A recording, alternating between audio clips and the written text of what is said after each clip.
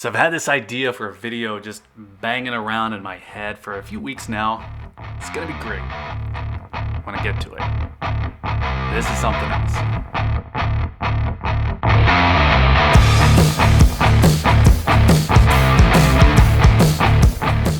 So I have a few specific videos in mind for this channel, but I don't want to come out of the gate with too narrow of a topic focus. So we're going to cover pens and pocket knives. And don't worry, I'm not going to go through an entire collection here. I'm not going to make this an exhaustive list. And besides, I'd rather keep my wife guessing on the whole thing just a little bit. So we're just going to introduce the rabbit hole. But this isn't a free fall into stupid territory. We're going to keep this fun. And hopefully it's interesting, even if you aren't a pen person, even if you aren't a pocket knife person. And we're getting into a pretty big topic. Everyday carry is a big deal. And I'm going to make some distinctions here between display queens and carry items, because if this was an EDC channel or if this was a knife review channel, I'd have to do some pretty specific things. I'd have to be dropping Ontario Rats, paramilitary 2s, maybe Civivi Elementums. But it's not that. So I'm just going to focus on the things that I like. I'm going to take it from a slightly different angle. Here's what I'll do though. I will add a few links to some of those knives that I just mentioned, maybe what I would say are the best budget-friendly options, so you can't say that I'm just a total recluse.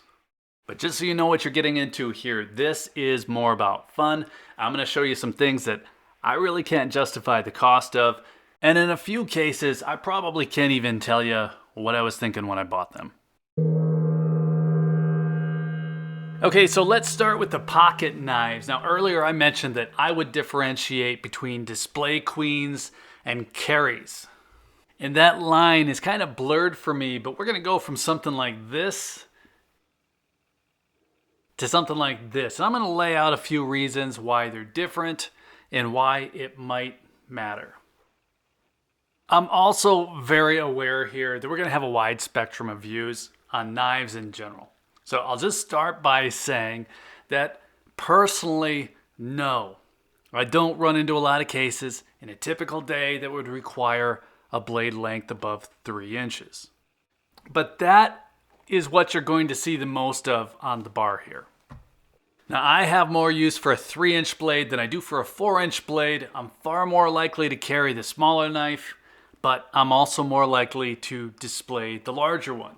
So let's just kick this off with the Reeve Sebenza, because you can see the difference very clearly. I have a large and a small variation of pretty much the same knife. Now, small has a blade length just shy of 3 inches, and that makes it legal anywhere that I guess I would have a pocket knife on me. And then the large is a little bit bigger, 3.61 inches.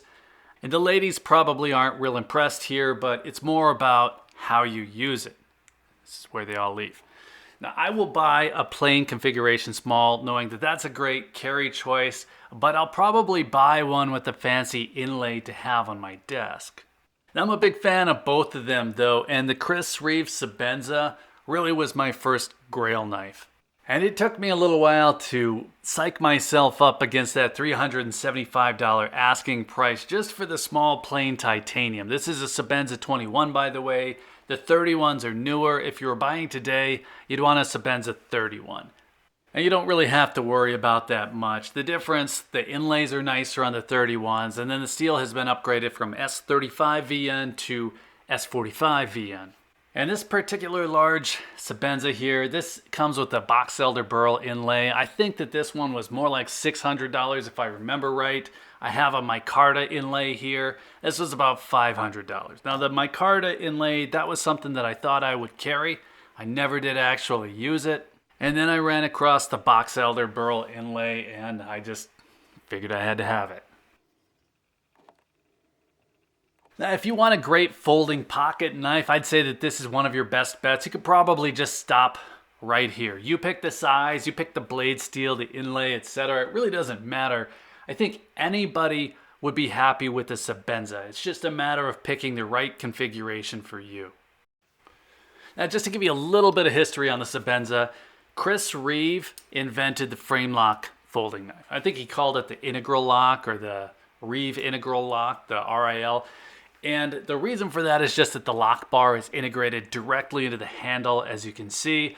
This is one of the most copied inventions in the knife making industry. Now, it's been around since 1987, so other makers have had a lot of time to copy it and do it better, but I still think that this is one of the best. And not only do I like the Sebenza for its utility, for its good looks, it's also just a popular choice. Anybody who knows knives, at least probably, is going to know and like this knife. Chris Reeve also did a lot to move the blade steel of folding knives forward as well with the S30V and the S35VN, but it's probably a little bit further down the rabbit hole than we need to be going right here, right now. And like I said earlier, we aren't going to cover everything I have. We're just going to look at a few good options and not here for a long time. We're just here for a good time.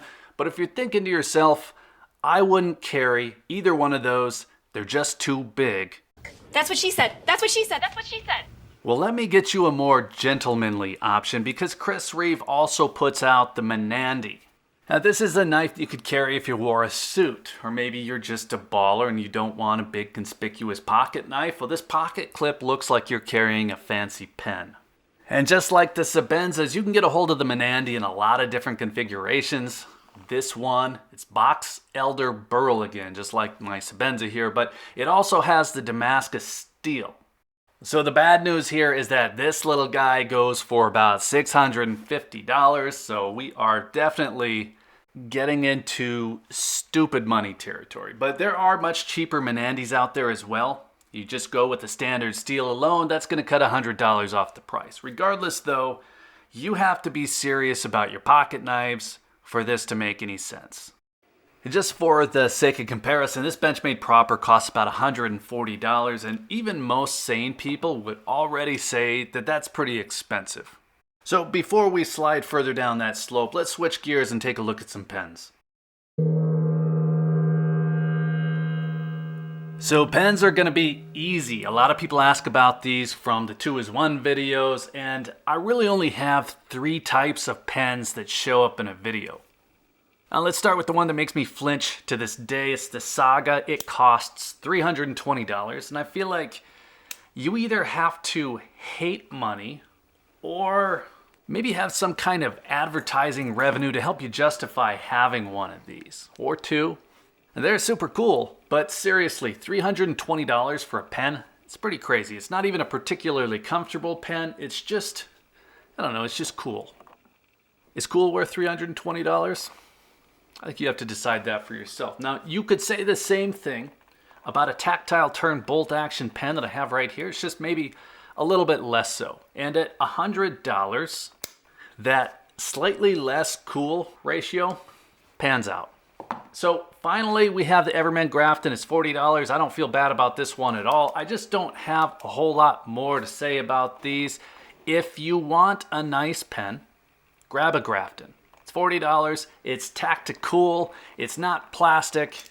And you can get just about any color you want. And then if you hate money, check the description. I'll have links to those other pens as well.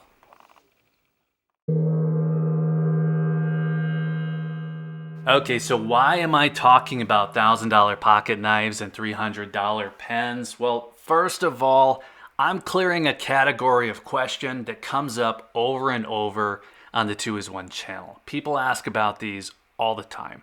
And then clearly it's a topic that I enjoy. I could talk about these all day long if people would let me, but I really didn't dive into the deep end here until late 2020. And I had some cabin fever leading to that from the lockdowns and also some time because I just wasn't traveling. I also probably had a little bit extra cash because of that. And as I started to realize that the world wasn't coming to an end, that the economy wasn't coming to an end, I guess my boredom got the best of me. And boredom probably isn't the right word, but working from home, alone, well, that was new to me. And there were a lot of new and strange hobbies just kind of threatening to suck me in. And I'm not talking about weird stuff here. I mean things that I had a little bit of an interest in, and pocket knives were definitely in that category. I've been a fan of pocket knives for a long time. I'm not going to get into it right now, but I've also been a fan of some fixed blade stuff from some training. Again, that's another story. But I started paying more attention to folders. Now, The problem with kicking off a new hobby, at least for me, is that you go in cautious. You wade in from the shallow end. So I worked up from the Benchmades, from the Spider Co's, and then the Sebenza that was probably wildly expensive to me when I started this whole thing off. And I moved into the Shiragorovs, the Grimsmos, the Holts, the Rocksteads, and I didn't sell anything off as I worked up through those pricing tiers. So now I have more than I need. I'm ready to admit that. Now, I was just looking for the perfect carry folder though. Now I have 5. I was looking for a nice desk knife.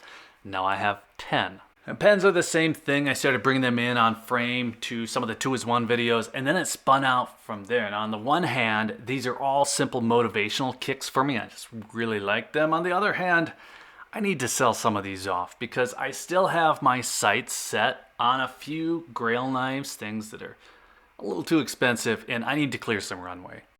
Okay, so that's going to do it for this one. I'm going to shut this down, but this is a topic that I'd like to come back to. I really only teased out some of those other things that make their way into the videos. I've been really into the Holt Haptic as a carry and really into the Rockstead Higo 2 at my desk lately, but I just can't make a video about 10 knives in 10 minutes.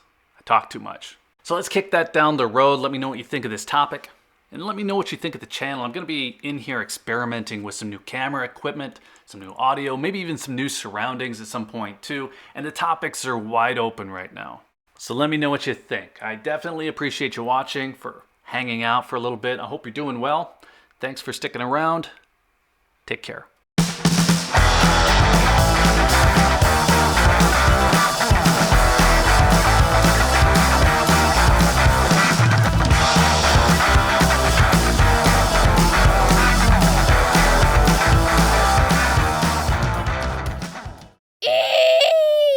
That's what she said. That's my joke. Damn it, Dwight.